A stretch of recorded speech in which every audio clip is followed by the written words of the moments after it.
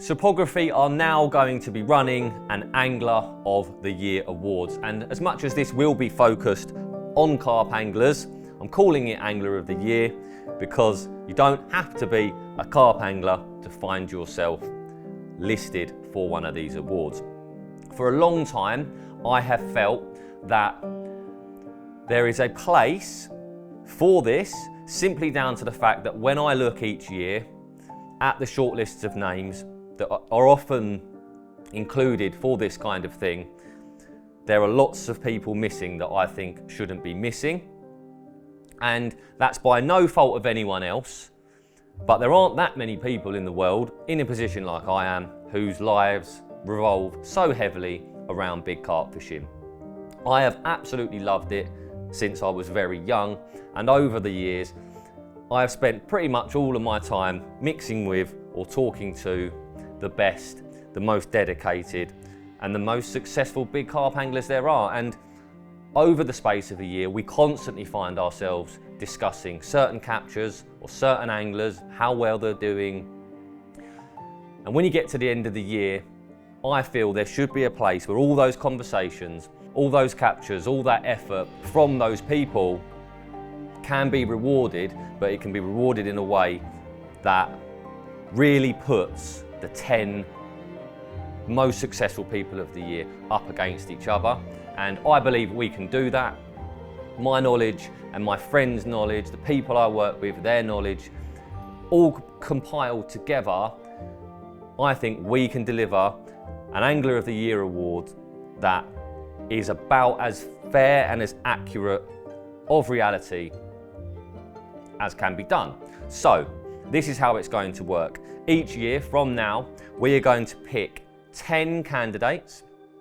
Those 10 will be put onto a website. You can go onto that website. You will be able to see the fish they have caught. You will see a description of what they have caught, where they've caught them from, etc. The background knowledge that you need in order to make your vote.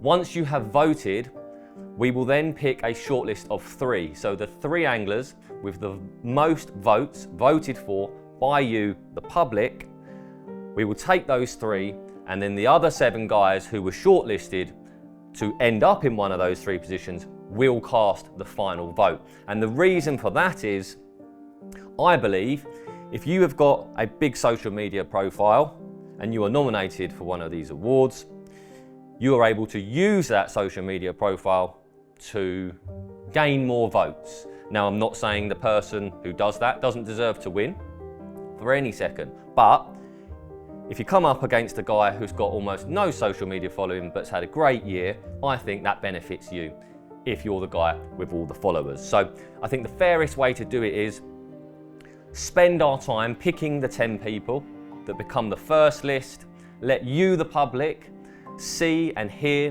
what they have caught.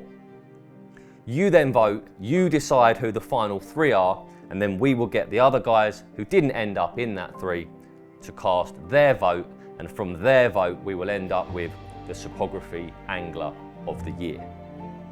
On the Cypography website, you will find the link to the page where you can cast your vote. There will also be links spread across social media, places like that.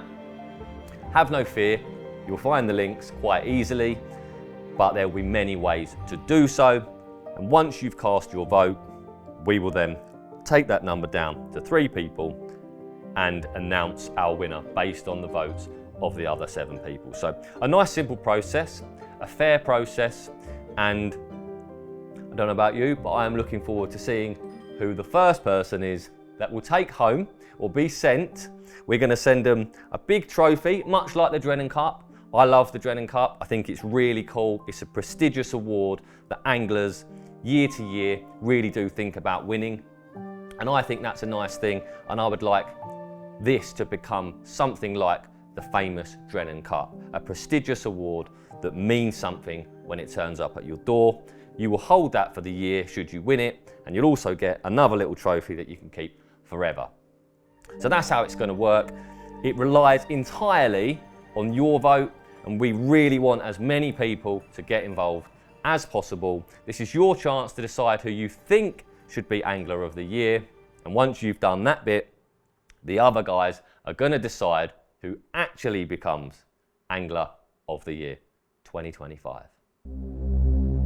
For those of you that want more detail, I'm now going to go into the shortlist itself. So we've picked 10 people, like I say, and I will go through these people and explain to you why I believe they should be on that list. So first, and in no particular order, Logan Easton. Now, Logan started his year catching a 65-pound common from Waterside Fishery. I believe it's the largest known common carp in the country, and he caught that fish just a matter of hours after the lake thawed. He was fishing there on the winter ticket, caught lots of other fish as well, but ultimately caught the lake's biggest carp, the first winter capture for a very long time, and of course a staggering weight of 65 pounds. Throughout the rest of the year, Logan continued to catch big carp from the likes of Carthagena over at Walthamstow, but actually had his finger bitten off by his dog, one of his fingers, injured, half bitten off by his dog, and wasn't able to fish a lot throughout the summer. And more recently, he's just landed a 57-pound mirror from the Cotswolds. So another really, really big carp, and that's why for me he's in the running, you know. He has caught a giant common, a giant mirror from two totally different parts of the country inside one calendar year. We have got Miles Gibson. Now Miles, in my opinion, caught two of the very best big carp that there is in the country, in the shape of the croc from Large Lake up in the Cotswolds. But not only did he catch the croc, he caught it very quickly. This lake is extremely demanding, not an easy venue by any standard. And you know, that's the kind of fish that could easily take several years to catch. There's loads going on over there, loads to get in the way. It's a boating lake, you've got the crays, the swimmers, so many things that can make catching that carp hard, and do make catching that carp hard.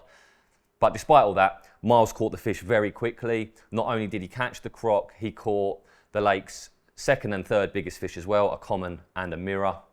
They were both around 43, 44 pounds, something like that. So he caught the lake's three biggest carp from a really difficult lake, and he also caught other fish with that. So a crazy hit of fish, a great piece of angling, and a perfect start to his year. From there, he went over to Longreach on the St Ives complex, and over at... That's another lake that could take you a very, very long time to catch any carp, let alone the one you want to catch. It's a low stock venue. I think there's only 30, 35 carp in there. It's the kind of lake that you have to be an out-and-out dedicated big carp angler to fish, as Miles is. And there are 2 or 3 fish in there, really, that you'd really want to catch. It's hard to pick between 2 of them, but a fish called Muttley's, I mean, that is a truly remarkable fish. And he caught that again quite quickly. Not as quick as the croc, but the croc capture was almost instant. Miles wasn't fishing Longreach for long, and you know, in typical Miles fashion, it wasn't long before he had caught the fish he went there to catch. So 2 amazing mirrors, 2 big mirrors, but the captures themselves, when you look at what goes into them, where are they from? How hard are they to catch, and how long should it take you to catch those 2 carp? Most people are spending 2 or 3 years, I would say, at least on those venues, and he's caught them both in 1 year. So for me, no brainer, he goes in the list. And on top of those captures, he also caught a 42-pound mirror from Dinton's Black Swan, another demanding and very big lake, and a fish that he had dearly wanted to catch for a long time. And then whilst he was over at Longreach trying to catch the likes of Muttley's, he also caught a beautiful 40-pound linear. We have then got Dean Fletcher. Now, Dean Fletcher, current British record holder, he caught multiple big carp from multiple venues. So he had a 53-pound mirror from Wellington Country Park. He also had a 48-pound mirror, a 47-pound mirror, and a 44-pound mirror. From Tipping's Lane Syndicate, he had a 41-pound mirror. And from the famous Save Lake, he caught another 50-pound mirror. So Dean has caught very big carp from 3 different venues, and again, without doubt, goes into the list. Luke Stevenson, another person, started his year really nicely. Early season capture of a 40-pound common, a rarely caught 40-pound common. I believe it was uncaught for around a year before we caught it. A beautiful fish, great capture. From the same venue, he had another fish of over 40 pounds, this time a mirror. From from that point, really, Luke's flitted around various different venues. During the summer, he caught the big common from Farnham Flint, not the pristine. The pristine is the lake's biggest common, around about 55, 56 pound, that sort of thing. But there's an old fish in there, which they call the big common. It's donkeys years old. Really is a piece of Reading history, that carp. He caught that midsummer, I think 43 pound 8 ounces, something like that. And from there, went on to fish a lake not too far from where myself and Luke live, down in Essex, and quite quickly caught the lake's biggest mirror. Now this is a lake where you're fishing for one carp, really. There are other big fish in there, but there's that one that you want to catch, and the mirror he caught was that one, and it didn't take him long. So he's fished again various different venues all over the country, flitting about, and has managed to catch big carp from several different places. We then have Tom Stokes. Now, as you all know, Stokesy is an out-and-out big carp angler, but these days he does a bit more variety, I suppose, in his fishing. He has a bit more variety in his fishing. So he started off fishing the Wellman Syndicate in Reading. Now that's a 90-acre boating lake, low stock of carp. I don't want to be exact, but I would say somewhere between 30 and 50, something like that. But it's 90 acres, and you've got, again, it's a boating lake, so you've got all sorts going on in there. You can use a boat for your own fishing, and during the spring, Stokesy caught his fair share of fish, but amongst those fish, he caught an incredible mirror, which I was lucky enough to go and photograph. That was a really enjoyable moment. A fish lots of you will have seen, but a fish that's not been caught. The reason I say lots of you will have seen it is Terry Hearn caught it a few years ago, and you won't forget it if you have seen it. But that's not a fish that's been caught many times at all. So that capture in itself was a really special capture, and obviously he's caught that quickly. And then to back that up, I think he had another 40-pound common and a few other fish. So a really good start to the spring. And from that point onwards, really, just continued to catch big carp. So he caught the Lord of the Manor during the summer months. Now, I think he caught that at 57 pound, a huge carp, the biggest fully scaled in the country, and a fish that I think hadn't been under 60 pound for a very long time. So as much as it's massive at 57, that same carp can be a lot bigger. And he caught that one quickly. I think he had 2 or 3 weeks on there, week slots at a time where he had the opportunity to catch it. I think he caught it on his second trip. So caught it really quickly, got the job done, went there to catch that carp and did. He also caught the first 40-pounder to have been caught from Biddy's Lake on the Norton Disney complex. I believe he caught that whilst he was filming for Corda. He caught a 44-pound common from Birmingham, near to his house, on the float. So that in itself, catching that carp, yeah, that's one thing. It's a really nice carp, but to have caught it on the float is another reason why those kind of captures mean more. And when you look at Stokes' year, again, it's all about variety. Yes, he's caught lots of big carp, but he fishes a lot, but that doesn't matter. There's lots of big carp anglers out there that fish a lot. That's part of it. But what Stokesy has the ability to do is go from lake to lake, from approach to approach, because every lake is different, whether it's boat fishing, long range casting. You have to be able to do lots of different things in order to be successful at lots of different places. And he's able to do that and has done that this year. So he's caught that fish on the float there. He's been to France, had a crazy hit in France, multiple 50-pounders. I think he had a 64 and a 67 during that trip as well. And again, a lot of these trips aren't long campaigns coming to an end. The emphasis I want to put on Stokesy is probably everywhere he's been this year, he's sort of got the job done. But, he went there for a reason, and he's done it quickly, and then he's moved on to somewhere else. So without a doubt, Stokesy is in the running for this one. You then have Ricci Connolly. Now, Ricci Connolly is a tackle shop owner from Kent, and like Stokesy, he's had one of those years where kind of from the start to the finish, he's been catching lots of big carp. I know early season in March, he caught several big fish from a non-publicity venue. He didn't want to tell me weights or send pictures, but started his year well there. He ended a campaign that I think he's been on the last 2 or 3 years, trying to catch a certain big carp from a place in Essex, which has been like 56 pound, I believe. He caught that fish this year, again flitting between venues, but he went back there for another go, so to speak, caught two of the lake's other biggest carp, and then caught the lake's biggest carp. Spawned out by about £9 or something at £44. So it's funny how people look at certain captures and they just look at the weight, whereas you can't always do that. You know, if he'd have caught that carp in the autumn, it would be looked upon differently by people, but we don't look at it like that. I certainly don't.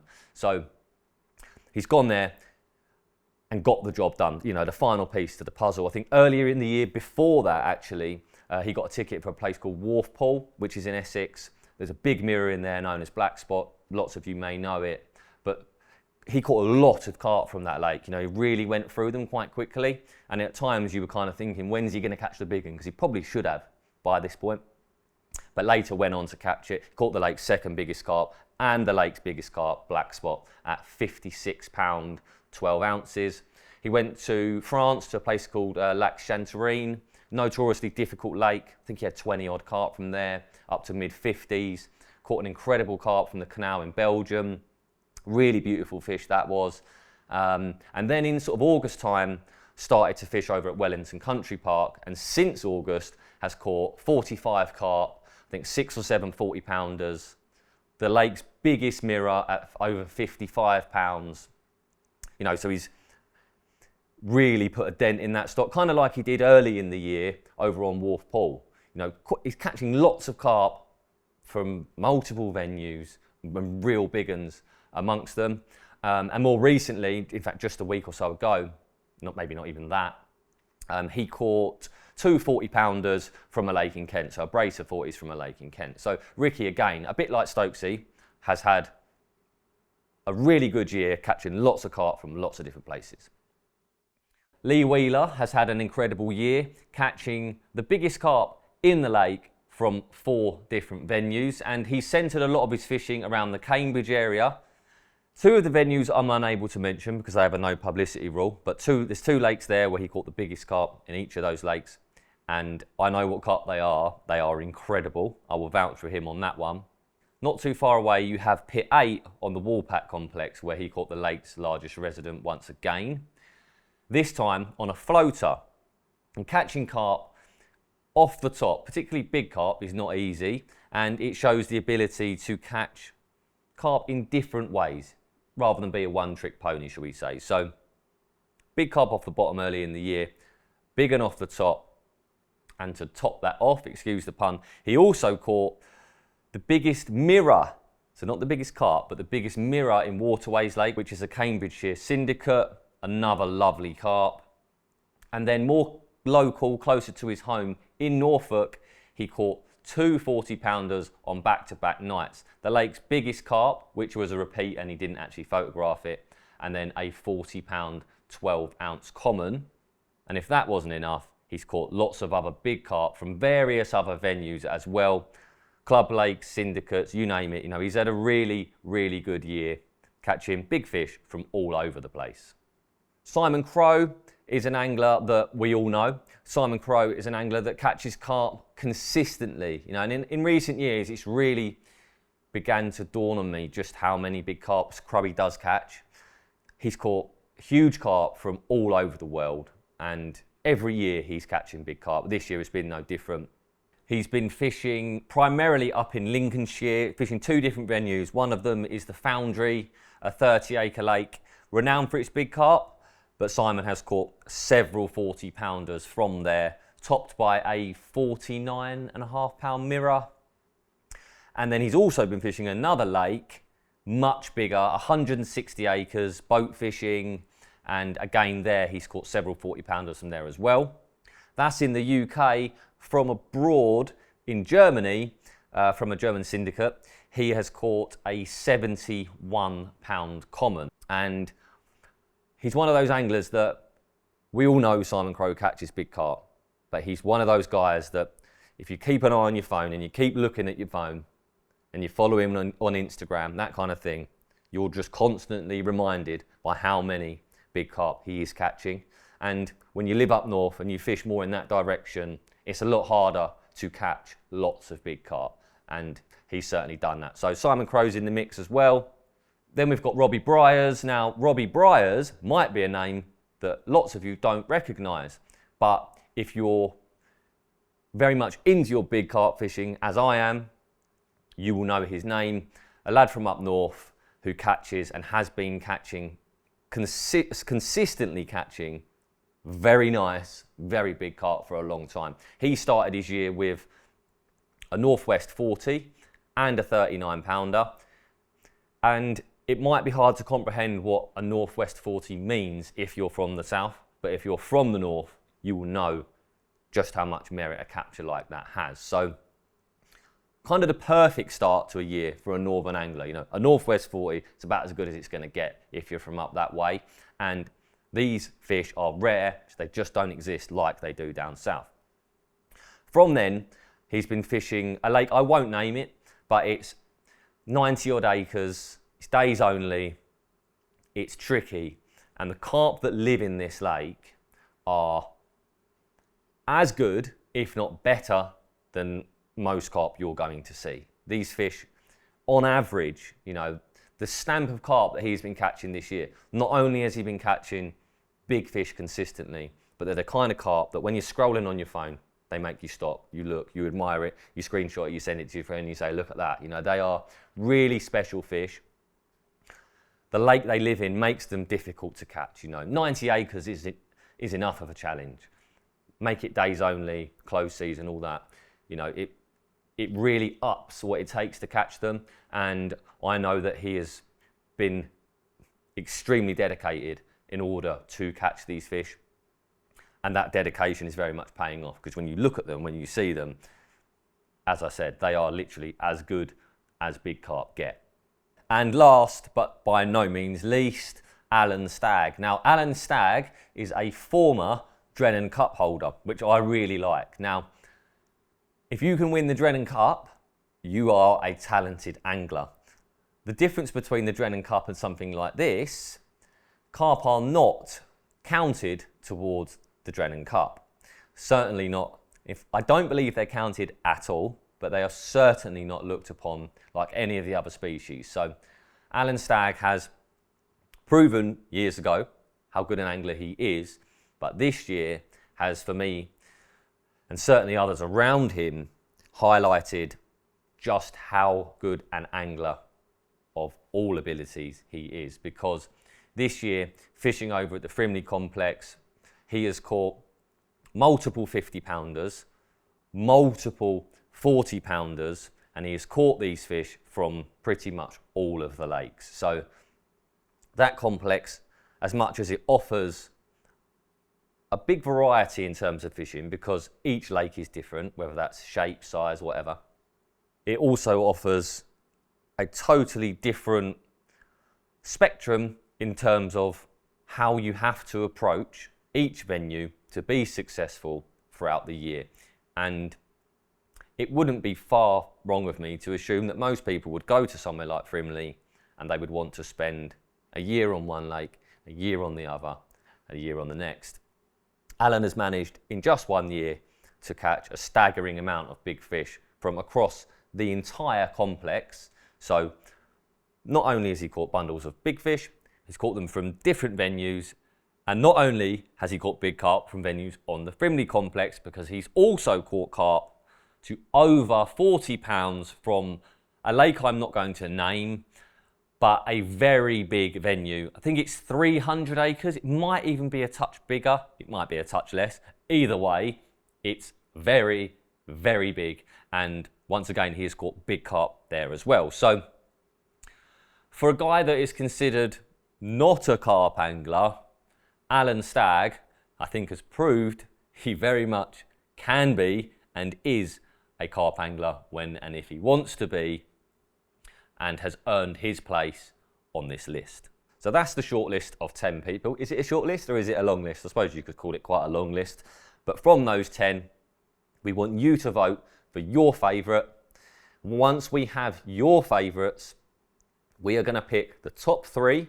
The top three with the most votes are then going to get voted for by the other people within the candidates to have become one of those three. They will then cast the deciding vote. and we will have our first Cypography Angler of the Year.